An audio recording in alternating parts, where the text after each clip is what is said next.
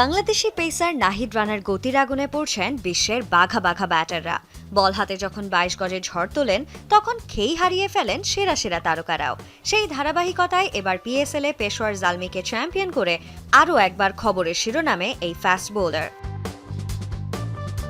Match শেষে দারুণ বোলিংয়ের জন্য সুপার পাওয়ার অফ দ্য ম্যাচের স্বীকৃতি পেয়েছেন নাহিদ। পুরো টুর্নামেন্টে কেবল ৫ ম্যাচ খেলে ৫.৪৪ ইকোনমি রেটে ৯ উইকেট নিয়ে আসর শেষ করলেন তিনি।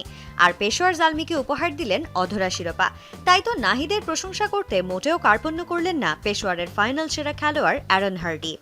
নাহিদ মাত্র ৩ দিন আগে বিমান থেকে নামলো এবং ফাইনালে দুর্দান্ত গতিতে বোলিং করল। করাচিতে যখন সে ১৫১ কিলোমিটার গতিতে বোলিং করছিল, তখন ব্যাটারদের জন্য ছিল সেটি এক ভয়াবহ অভিজ্ঞতা। বাবর আজমের নেতৃত্বেই দলের হয়ে খেলেছিলেন নাহিদ রানা।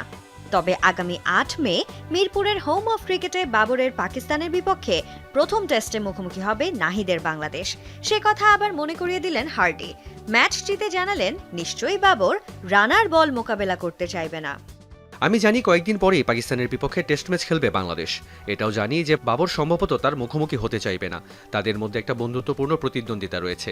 নাহিদের মতো খেলোয়াড়কে বিশ্বের সব ফ্র্যাঞ্চাইজি সানন্দে গ্রহণ করবে। আমি তার জন্য খুবই আনন্দিত। বাংলাদেশের পেস ইউনিটে এখন নতুন আসার নাম নাহিদ রানা। আর হার্ডির এমন প্রশংসাসূচক মন্তব্য রানার আত্মবিশ্বাসকে যে অনন্য উচ্চতায় নিয়ে যাবে, সেটা বলাই বাহুল্য। Sanjana Ivy, Jamuna sports.